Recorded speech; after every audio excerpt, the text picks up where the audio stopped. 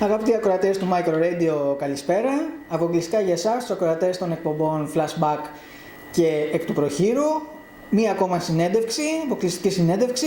Κοντά μας είναι λοιπόν η Ιουλία Στεργίου, που θα μας μιλήσει για ένα βιβλίο που έχει γράψει και για το οποίο σας είχα μιλήσει σε προηγούμενη εκπομπή μας. Θα κάνει μικρή αναφορά, σύμφωνα με κάποιες πληροφορίες που μου έστειλε η κοινή μας φίλη η Σωτηρία Καλογεροπούλου, που μας βοηθάει αυτή τη στιγμή με τη κάμερα.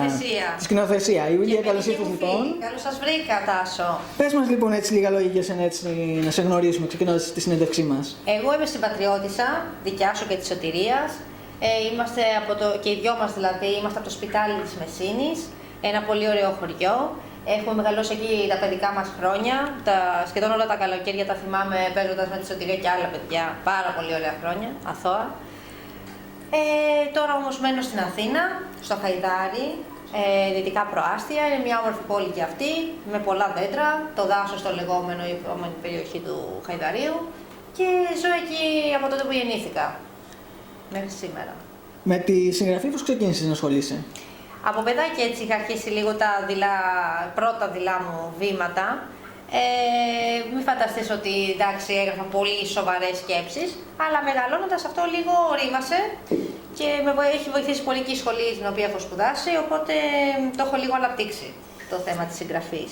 Μάλιστα. Έχεις γράψει ήδη το πρώτο σου βιβλίο με τίτλο «Ο Μαξιλαρούλης και ο μικρός Σέρτζιο». Πες μας λοιπόν λίγα λόγια για αυτό το βιβλίο, πώς το εμπνεύστηκες, τι μηνύματα περνάει. Ναι. Είναι το πρώτο παραμυθάκι το οποίο έχω εκδώσει από τις εκδόσεις Ιολικός. Το εμπνεύστηκα σε μια δύσκολη περίοδο της ζωής μου, ούσα άνεργη, και είναι λίγο αστείος ο τρόπος με τον οποίο το εμπνεύστηκα. Η μαμά μου κάποια μέρα έραβε κάτι μαξιλαροθήκες και δεν ξέρω, μου ήρθε η έμπνευση πολύ αυτόματα. Και μετά ήθελα να προσθέσω και ένα ξένο όνομα, τα οποία μου αρέσουν πολύ. Έτσι λοιπόν, ψάχνοντας το ίντερνετ κατάλογο αγγλικών ονομάτων, μου ήρθε και ο Σέρτσιο και νόμιζα ότι έδεσε πολύ ωραία ο τίτλος. Το μήνυμα λοιπόν του παραμυθιού είναι πολύ αισιόδοξο. Αγγίζει όλες τις ηλικίες, πιστεύω, από τις παιδικές έως και τους ενηλίκους, και δίνει μήνυμα αισιοδοξίας, ώστε να μην το βάζει κανένας κάτω και να επιμείνει στα όνειρά του. Μάλιστα. Πώς έχει πάει μέχρι τώρα το βιβλίο αυτό, πώς το προωθείς για να το γνωρίσει και ο κόσμος? Η αλήθεια είναι ότι επειδή είναι το πρώτο βιβλίο και είναι λίγο δύσκολες οι προωθήσεις, όπως γνωρίζεις και εσύ καλύτερα στον χώρο του media, περισσότερο έχει βοηθήσει το ίντερνετ. Έχω φτιάξει μια σελίδα με το όνομα του παραμυθιού, οπότε εκεί όλοι οι αναγνώστες μας, μικροί και μεγάλοι, αν θέλουν να μας δουν, μπορούν κάλλιστα να γίνουν μέλος της σελίδας μας και θα ενημερώνονται από εκεί.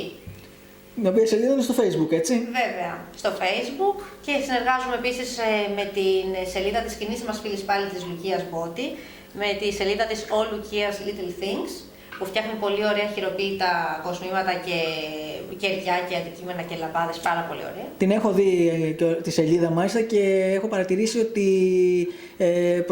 προωθεί και το βιβλιαράκι σου κιόλας. Ναι, συνεργαζόμαστε το τελευταίο διάστημα και είναι τιμή μου και χαρά μου, και εγώ βοηθώ τη Λουκία και αυτή εμένα, και μάλιστα έχουμε κάνει το κόνσεπτ ότι δίνοντας τη λαμπάδα της, δίνουμε και το παραμύθι ως δώρο.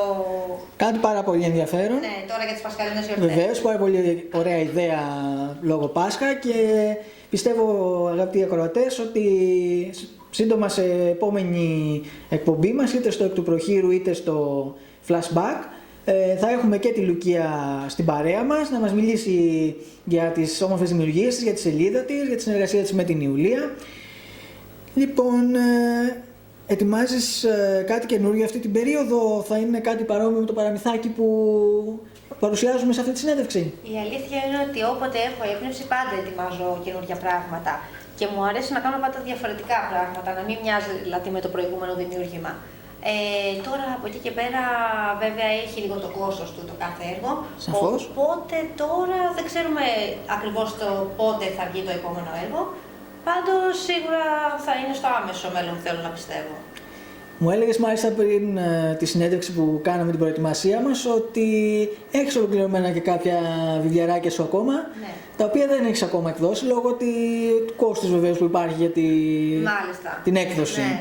Θα τα δούμε αυτά κάποια στιγμή. Ναι, θέλω να πιστεύω στο εγγύς μέλλον, ναι. Πρώτα ο Θεός. Μια και μας μίλησες και ασχολείται και ότι από εκεί σου ξεκίνησε κάπως η έμπνευση να γράφεις, τι σπουδές έχεις κάνει? Έχω τελειώσει τη φιλοσοφική σχολή στο Πανεπιστήμιο της Κρήτης, το Τμήμα Φιλοσοφικών και Κοινωνικών Σπουδών. Είμαι δηλαδή φιλόλογος, αλλά κυρίως ασχολούμαι με τη συγγραφή. Και στον ελεύθερο χρόνο μου ασχολούμαι και με το θέατρο. Πάρα πολύ ενδιαφέρον. Έτσι λοιπόν με τους δασκάλους το βρήκαμε σαν ιδέα καλή να μετατρέψουμε το παραμύθι σε θεατρικό έργο. Οπότε το μεγάλωσα και το κάνει και σε θεατρική παράσταση. Και σκηνοθετώ μάλιστα στην θεατρική μου ομάδα το παραμυθάκι. Οπότε αργότερα, θέλω να πιστεύω από φθινόπωρο, θα παιχτεί. Πάρα πολύ ενδιαφέρον και το περιμένουμε. Εννοείται, και θα σας στείλω και βιντεάκι και θα σας καλέσω. Πάρα πολύ ωραία. Μια και ο Μαξιλαρούλης λοιπόν αναφέρεται στα όνειρα, ποια είναι τα δικά σου όνειρα? Τα δικά μου όνειρα πρώτον και κύριο είναι η υγεία για εμένα και για όλο τον κόσμο, εννοείται.